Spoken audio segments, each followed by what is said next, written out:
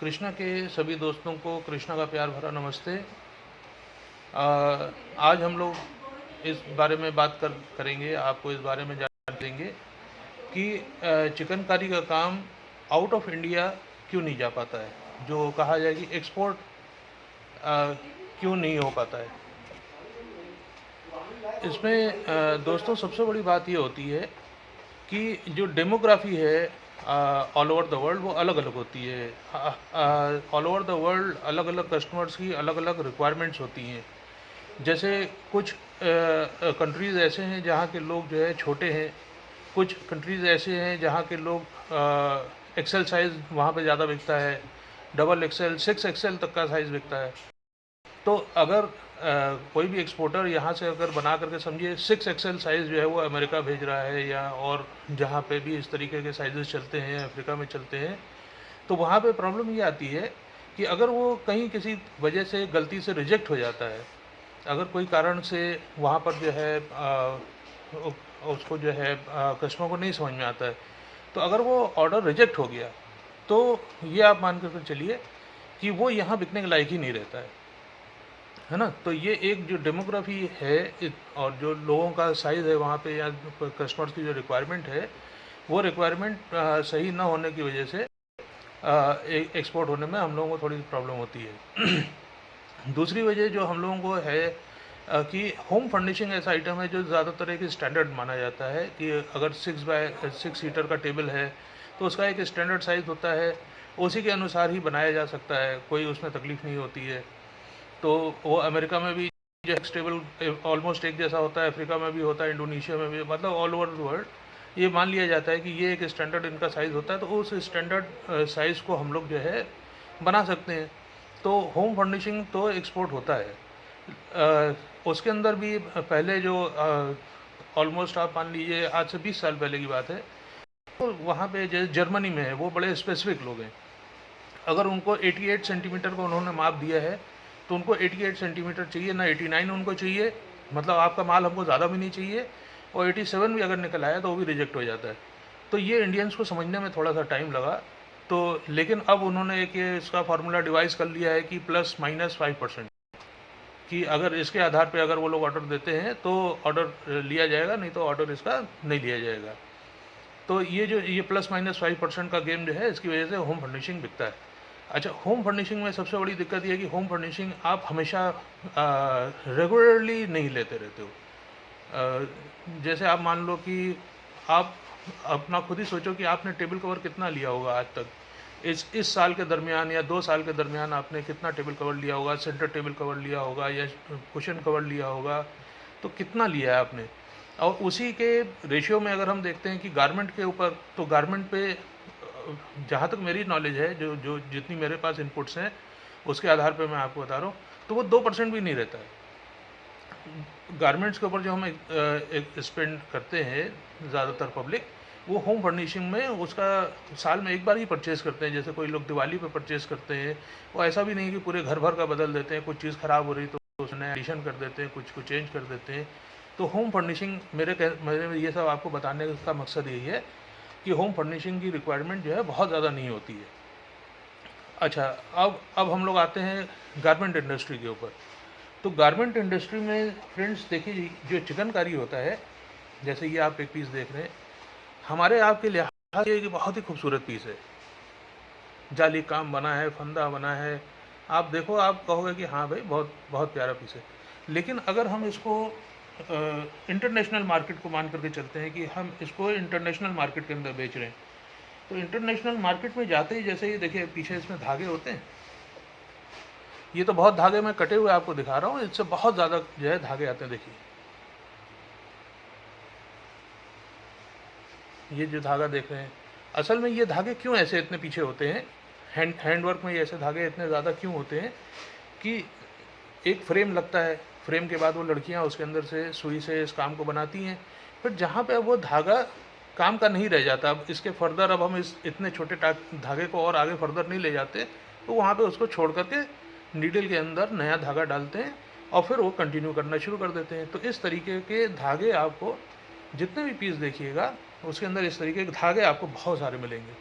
ये मैं आपको दिखा रहा हूँ जो कि ऑलमोस्ट कहेंगे हम लोग फिनिश्ड पीस है। और इसमें जो ये कुछ गलती से रह गए हैं, बहुत सारे नहीं हैं, देखिए बहुत सारे नहीं हैं, आपको दिख रहा होगा इसमें बहुत सारे नहीं हैं। तो ये कुछ पीस जो है गलती से रह जाते हैं। ये देखिए आपको धागे सब दिख रहे होंगे इसमें। तो ये फिनिश पीस है, इसमें कोई गलती से, जैसे लड़की को दिया है काटने के लिए तो वो काट रही है इसको, लेकिन काटते काटते जो है कोई थक जाता है, कोई बता देता हाँ कर लिया, एक एक पीस तो चेक होता नहीं है, आप लोग जानते हैं इस इंडस्ट्री के अंदर। तो कुछ में धागे रह जाते हैं, फिर वो हम लोगों के स्टोर्स के ऊपर आता है, कस्टमर पसंद करता है तो हम लोग उससे 10-15 मिनट का टाइम लेते हैं, उसको काट करके उसको दे देते हैं। तो ये तो हो गई एक धागे की बात। ये धागे मैंने आपको बताए कि जो धागे लड़कियां काम में छोड़ देती हैं। अब एक ये देखिए, एक ये सैंपल देखिए आपके सामने है, बूटियों का पीस है, बहुत अच्छा सुंदर पीस है, छोटी छोटी बूटियां पड़ी हुई हैं पीस के अंदर। अब इसमें क्या होता है, ये बंधन होता है, देखिए इसको जब हम कपड़े को पलट के देखेंगे, होप आप लोगों को दिख पा रहा है, ये जो है बंधन होता है। एक फ्लावर से दूसरे फ्लावर में जाने के लिए इस तरह को अगर हम इस बंधन को काट देते हैं तो यहाँ से ये टाका खुलने की उम्मीद बन जाती है। अगर 2-3 वॉश कस्टमर ने किया है तो यहाँ का जो बिल्कुल हमने साफ़ करके धागा उसको दे दिया, वो उछल के इधर से निकल आएगा। जैसे आप हमारे प्योर के पीस देखते हो तो प्योर के पीस हम लोग बहुत बारीक साफ़ करते हैं एकदम, कस्टमर के हाथ में जाए तो उसको लगे कि हाँ ये बिल्कुल फिनिश पीस है। लेकिन उसमें देखिए इतना महंगा पीस है, हमको बेचना होता है तो उसके अंदर हम लोग ये काम करते हैं, पर देखा जाए तो ये काम गलत है, क्योंकि वो 2 बार भी कस्टमर ने अगर धोया तो वो धागा यहाँ से उछल के बाहर आ जाता है। क्यों, जब पहनेगा तो थोड़ा इधर खींचेगा, थोड़ा उधर खींचेगा तो धागा ढीला होके इधर को आ जाता है। उन लोगों को ये धागा जो है, बंधन वाला धागा जो है, ये नहीं चाहिए होता है। और बंधन का अगर धागा खोल दिया जाए तो ये पीस के लिए नुकसानदायक है। अब जिसको एक बार पहन के फेंक देना है उसके लिए तो अलग कहानी है।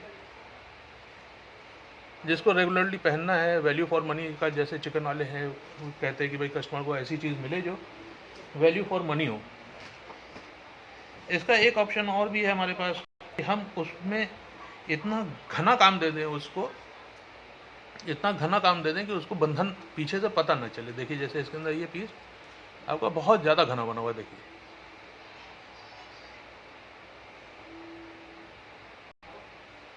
तो जब हम इतना घना उसको पीस काम बना के दे देते हैं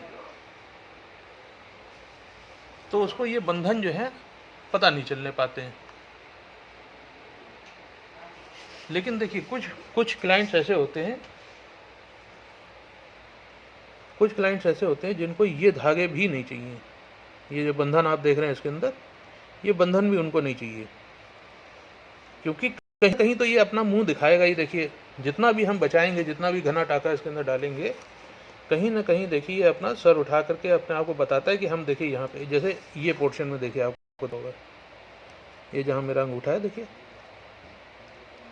तो इसमें ये आर पार जो बंधन होता है ये भी कई लोगों को नहीं अच्छा लगता है।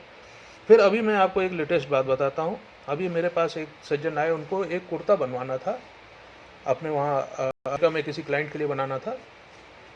तो उसने कहा कि ये इतना पतला कपड़ा, अच्छा मोटे कपड़े के ऊपर चिकन आप जानते ही हैं कि भाई बहुत साफ़ नहीं आता है। उसने कहा इतना पतला कपड़ा अगर हम वहाँ पे देंगे तो उनको ये कपड़ा समझ में नहीं आएगा। उन्होंने कहा कि हम इसके ऊपर फ्यूज़ करना चाहते हैं, जो माइक्रो प्रेसिंग, ऐसा कुछ उन्होंने मुझे बताया कि हम इसके ऊपर माइक्रो प्रेसिंग करना चाहते हैं। तो माइक्रो प्रेशर के पास जैसे ही गया, माइक्रो लाइनिंग उसको कहते हैं, माइक्रो लाइनिंग कहते हैं, तो माइक्रो लाइनिंग वाले के पास जैसे ही गया तो उसने कहा ये कपड़ा ऊबड़ खाबड़ है। देखिए अब आप यहाँ से देखिए, धागे की वजह से ये ऊबड़ खाबड़पन आ जाता है, यूँ देखिए। तो जब ये मशीन में जाता है तो मशीन में इसकी वजह से बबल्स आ जाते हैं। तो उस क्लाइंट की बात मुझे बहुत अच्छी समझ में आई कि उनका जो कहना था कि जब हम इसको और फर्दर इसके ऊपर कुछ काम करना चाहते हैं, इसके ऊपर हम माइक्रो पेस्टिंग अगर हम करना चाहते हैं तो क्योंकि ऊंचा नीचा है तो यहाँ पे बबल्स आ जाते हैं इसके अंदर, जो माइक्रो इसके अंदर लगाते हैं वो, उसकी वजह से इसके अंदर वो आ जाते हैं, बबल्स आ जाते हैं, जिसकी वजह से काम करना इस पर तो मतलब ये क्लाइंट के काम का नहीं रह जाता है। जबकि चाहे वो कितने भी रुपए का पीस हो, वो क्लाइंट पे काम का नहीं रह जाता है। ये देखिए, जो मैं आपको प्योर की बात बता रहा था, ये प्योर है।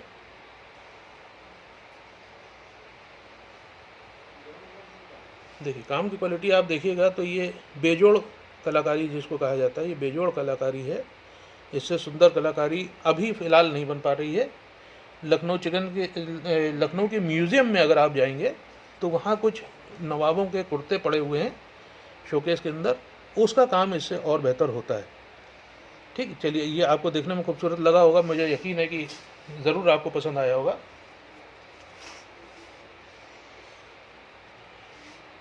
ये देखिए,